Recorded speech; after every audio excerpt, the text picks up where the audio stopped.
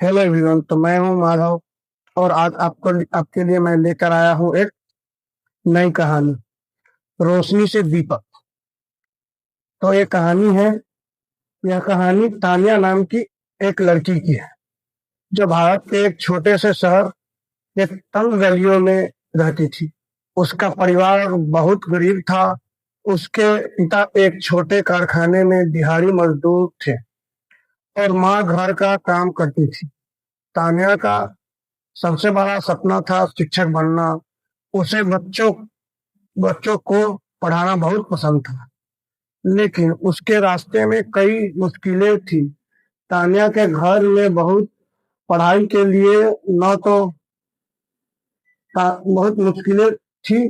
तान्या के घर में पढ़ाई के लिए न तो अलग कमरा था और न ही जरूरी किताबें खरीदने के लिए पैसे न ही जरूरी किताबें खरीदने के लिए पैसे थे। रात में बिजली भी अक्सर चली जाती थी और उसे लालटेन या मिट्टी के तेल में के दिए में हल्की रोशनी में घंटों पढ़ना पड़ता था।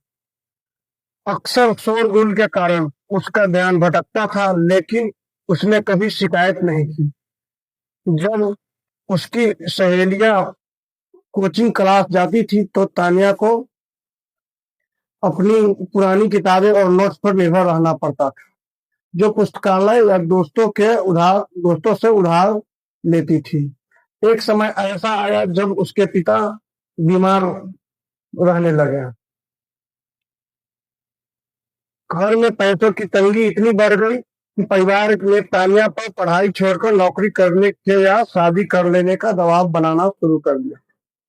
तानिया की माँ ने उदास होकर कहा, तुम्हारे सपने बहुत बड़े हैं, लेकिन हमारे पास इस सपने को पालने की ताकत नहीं है। कुछ आसान काम ढूंढ लो। तानिया जानती थी कि उनके माता पिता गलत नहीं है, वे बस हालात से मजबूर थे। लेकिन उसने अपने लक्ष्य को छोड़ने से मना कर दिया। उसने एक फैसला लिया। उसने सुबह और शाम अपनी पढ़ाई के समय से थोड़ा समय निकाल कर पास के एक अमीर घर में ट्यूशन देना शुरू कर दिया। इस छोटी सी कमाई से अपने इस छोटी सी कमाई से उसने अपनी कुछ किताबें खरीदी और घर के खर्च में भी थोड़ी मदद की। वह दिन में कॉलेज जाती थी, शाम को ट्यूशन पढ़ाती थी और रात के अंधेरे में घर का सभी काम करने के बाद दिए की रोशनी में पढ़ाई करती थी। उसके आंखों के नीचे काले घेरे पड़ गए थे, लेकिन उसके चेहरे पर आत्मविश्वास की चमक थी।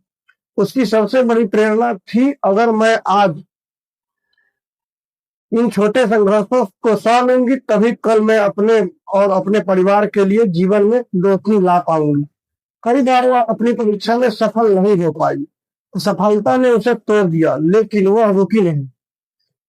वह हर बार उठी, अपनी गलतियों से सीखा और अगले प्रयास के लिए पहले से भी ज्यादा मेहनत की। कई वर्षों के अथक प्रयास और कई बार की असफलता के बाद आखिरकार वह दिन आया।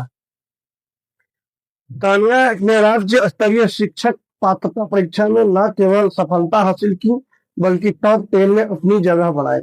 उसे अभी शहर में एक सरकारी स्कूल में शिक्षिका की नौकरी मिल गई। नेहा ने न केवल अपनी गरीबी दूर की, बल्कि उसने उस दिए की रोशनी को भी साबित कर दिया जो उसने संघर्ष के अंधेरे में जलाए रखा।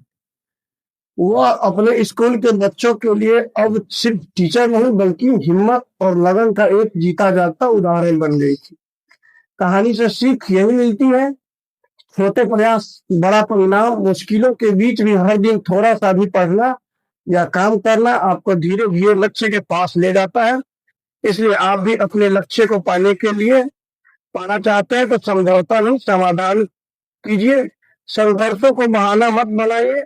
संघर्षों को बहाना बनाने के बजाय तान्या की तरह और उससे निपटने का रास्ता खोजना चाहिए। धन्यवाद कहानी पूरी सुनने के लिए, और आशा करता हूँ आप इस कहानी से बहुत कुछ सीखे होंगे, और क्या सीखे आप कमेंट बॉक्स में जरूर बताएं।